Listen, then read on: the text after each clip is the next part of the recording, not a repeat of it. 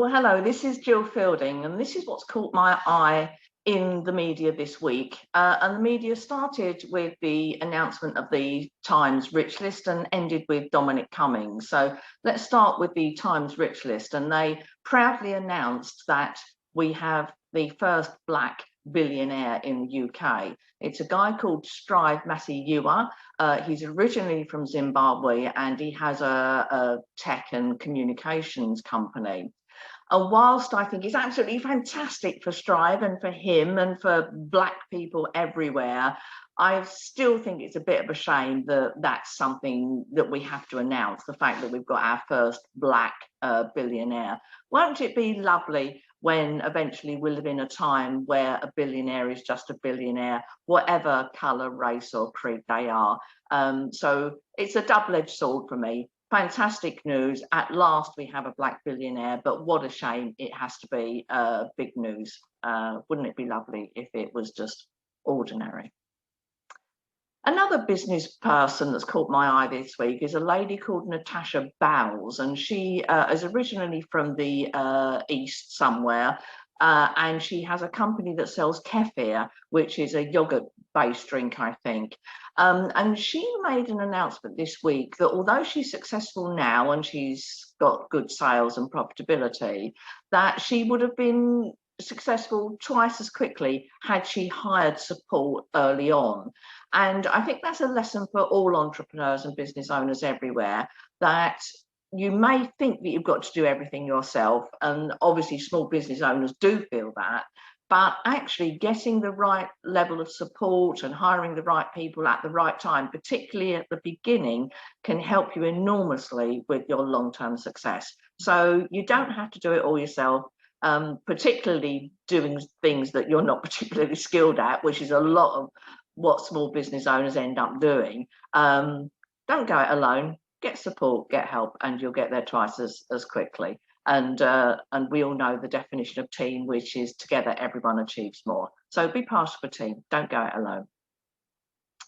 Now, I'm a bit perplexed about the financial services industry this week, because Nationwide have announced that they are going to introduce a lottery on your savings account. So if you have a mortgage account with them, or a deposit account, or a savings account, ordinary account with them, you are automatically entered into their lottery draw, where you can win up to £100,000.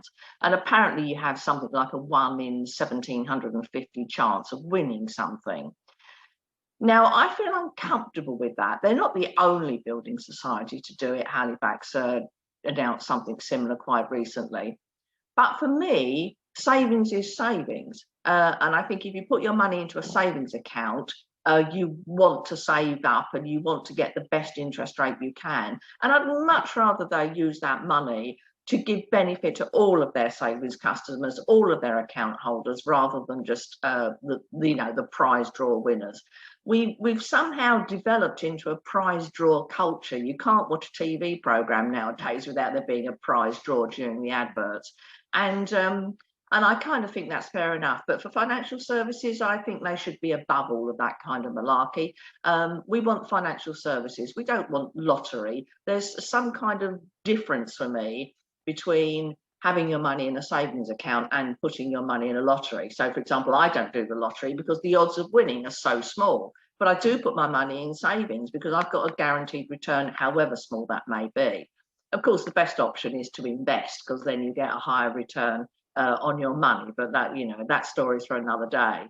So a bit uncomfortable with having lottery draws applied to savings accounts. I'd much rather they didn't do it.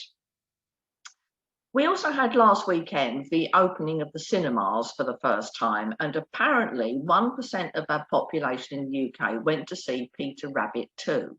Now, this is a film, an animated film, I think, that I imagine is aimed mainly at children. But nonetheless, 1% of our population went to see it.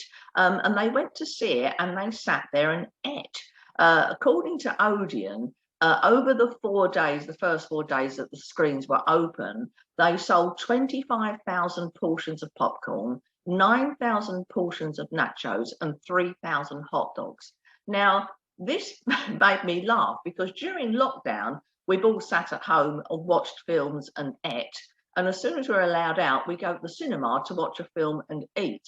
So there's something a bit bizarre about that behaviour, but I can see why people would much rather go to the cinema. There's a collective community spirit when you're in a cinema. There's something visceral about being there with another group of people laughing and crying in the same places. And there's such a connection when that happens. And I know for me, I can remember going to see a Star Wars film when it first came out, and the audience was, you know, cheering and dressed up as Darth Vader and that kind of thing. And it really moved me emotionally. So I can see why people want to go back to the cinema.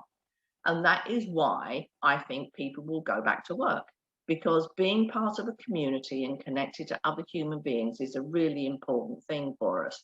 So I think working from home on your own is eventually going to get boring and people will tire of it, and they will eventually all go back to work.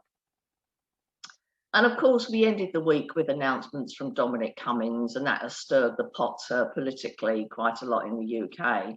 And I don't particularly want to talk about Dominic Cummings or what he said, but I do want to talk about Barnard Castle, which is a little market town in the northeast where he went to apparently test his eyesight. Now, at the time, it boosted tourism and people's interested in Barnard Castle. And of course, the same thing has happened this week, because Barnard Castle has come to the forefront of everybody's psyche again, because Dominic Cummings has been speaking.